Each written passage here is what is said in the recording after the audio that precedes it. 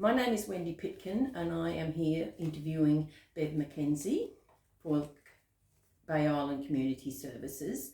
It's for Seniors Week. So, welcome. Thank you. What brought you to the islands and when did that occur?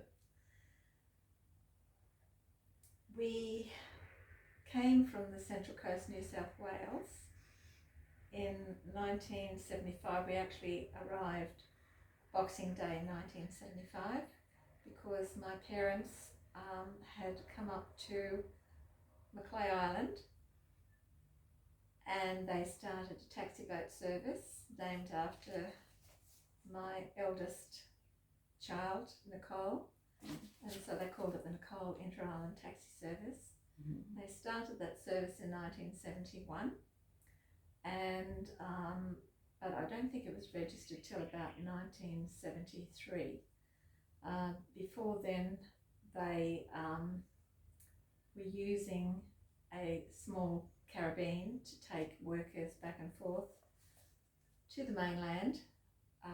Before that, the workers from these islands would have to go over on the early ferry of a Monday, and then they'd have to stay on the mainland all week, then come home and probably work on their farms or whatever they did of a weekend, and then leave again on Monday. So my father's business actually opened up the islands. There weren't any markers in the W's, so my parents had to, I'm getting off the track, aren't I? Why did we come up? It grew out of proportion, grew very quickly. And so my brother left the Air Force in 1974 and came up and helped out. Rick already had his, did you already have your launch masters? I don't think you did. No, I have a speedboat licence, but Yeah. I launch masters when I arrived here. Yes, and so he started working on the boats as well because it really grew. They were taking school children, police, council, telecom, energetics. Everybody. Everybody, back and forth, yeah. Did you buy a house or build your own on the islands?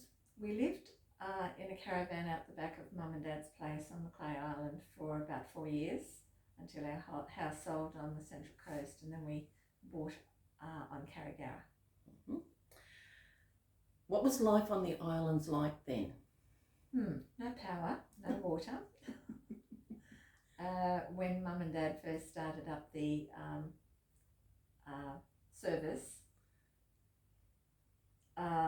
they didn't have a telephone, so I don't know if you've ever heard of Margaret and Tom Darcy on Macleay Island. She was friend extraordinaire.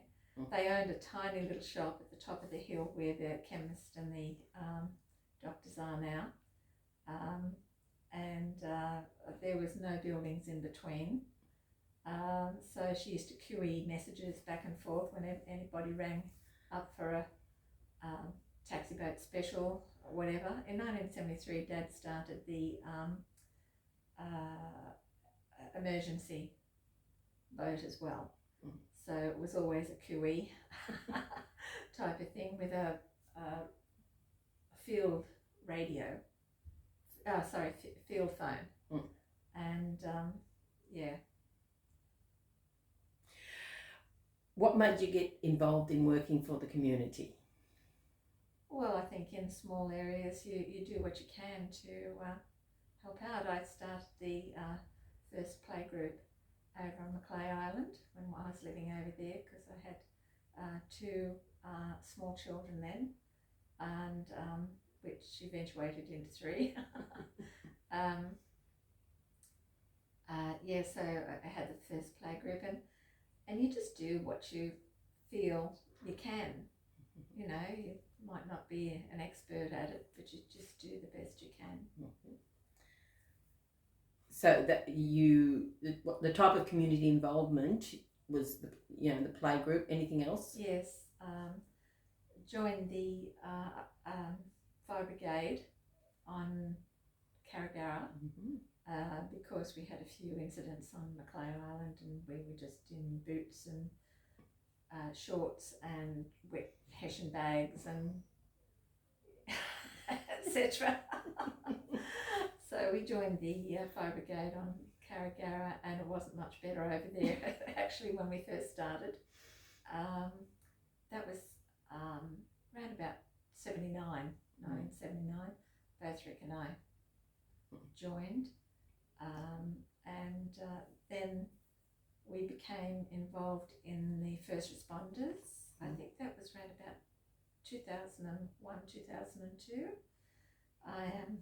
I also ran a dance school for about 3 years on Russell and Macleay Island. Have you enjoyed living here over the years? Oh yes.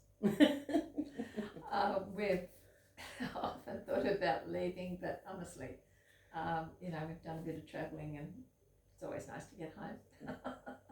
Nothing like home, is Yes. there? Have you any memorable events that stick out in your mind? Oh, like what? There's always lots of memorable Everybody has events, the same difficulty. There's lots of things, but nothing sort of jumps out at you. Yeah. So. No. I'm sorry. I'll probably think of a mile of things when I... Oh, that's right. When you go home, you should say, I should have said this. Yeah, that's it. Yeah, no, that's fine. And I think that's it for you. Oh, see, it's very okay. simple.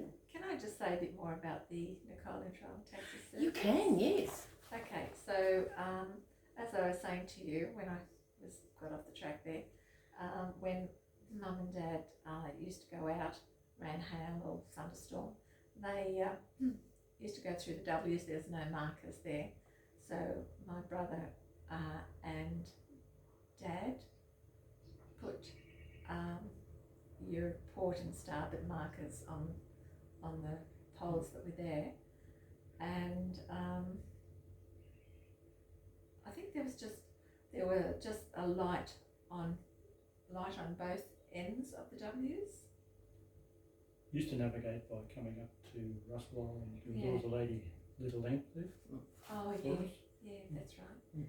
And Ollie Roney, it was before electricity, so they used to go down and light all the lamps on the islands, jetties. on the jetties. And so Mum used to have her head stuck out the porthole, basically. Up over the roof with a torch in the rain, in the wind, in the seas. There was some big marker buoys for seaplanes as well. They were a bit of a hassle, navigational hassle.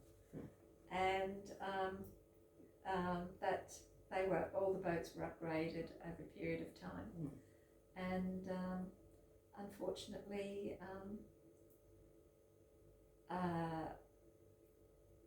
the population grew and grew and grew. Not unfortunately, but it grew. And we just unfortunately had to close the business in 1982. Just too much. Yes, that's it. Yeah, with one thing and another happening, etc. Life. Yes. Bureaucracy. Yeah, bureaucracy mostly. Yeah. Well, thank you very much for coming. It's been enjoyable. Thank you very much for giving me the opportunity.